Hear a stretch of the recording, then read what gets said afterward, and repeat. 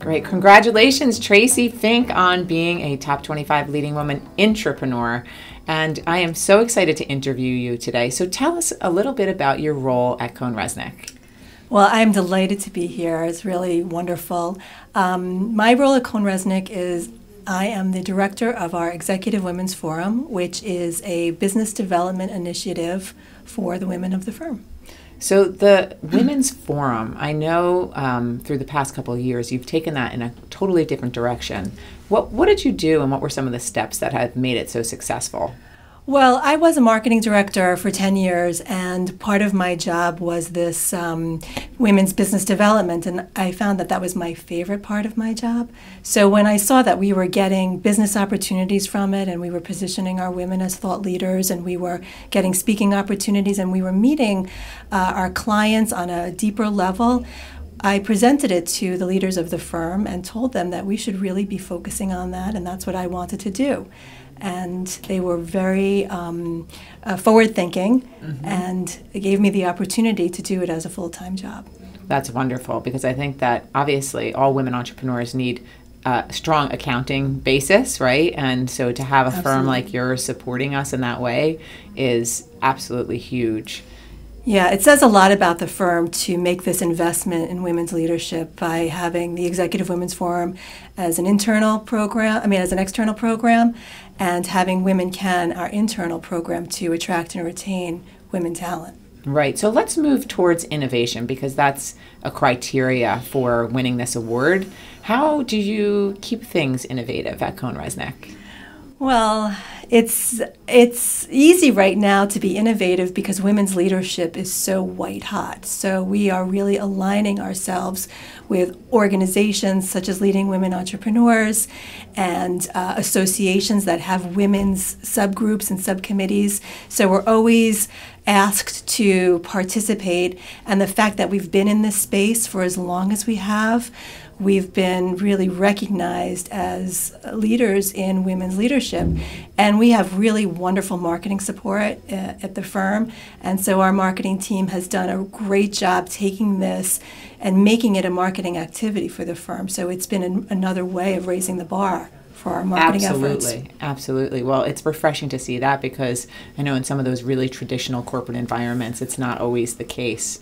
And in terms of community involvement, let's talk about that a little bit. What are some of the things that you're involved in? Well, I've always been involved in the community. I feel it's important to give back, but one thing that I'm working on now is I'm the incoming president for the East Brunswick Public Library Foundation Board. And I feel really passionate about libraries because it's really the center. Libraries now have become a community center. And even though books have taken a backseat to digital, it really the things that are going on in your local public library are so innovative and so much about bringing the community together and engaging our youth and bringing together diverse communities. Libraries have become a place where people make things and people see things and they learn, and I just still get really excited about our library. I'm a library fan now that I have kids. We're there constantly. So I absolutely appreciate the work that you're doing there as well. Let's talk about advice. Now, what is some of the best advice you ever have been given, and what is some advice that you might give a young woman? Well, I've learned from so many people along the way.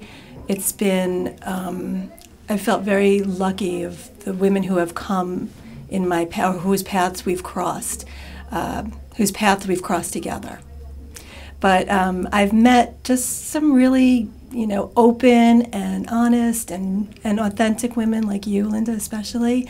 But some really good advice that I've gotten and that I tell people is to really own your own value and know who you are and not be afraid.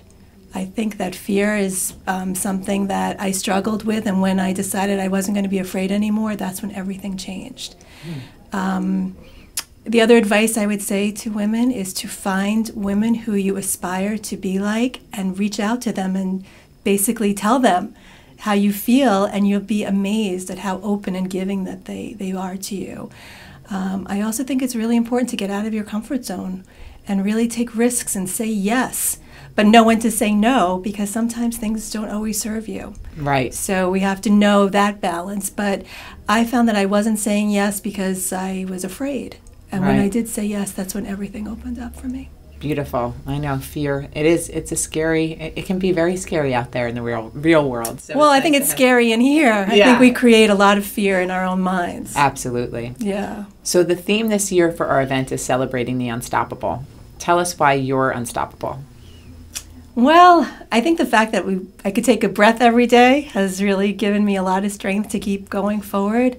I've also worked really hard on creating relationships with people who help pave the way. So if I stop myself from negative thoughts, or if other people stop me because they don't believe in me, I have gotten people in my life who can clear the way for me. So it's been really wonderful. I have a very supportive family, and I have a wonderful support system at work, which has been invaluable. Yeah, well, it's nice to have that support system. It really is. Well, Tracy, we're thrilled to have you in our Entrepreneur class this year, and we can't wait to celebrate you on the 14th at the Liberty House. So thank you so much, Linda. Thank you. You're absolutely welcome.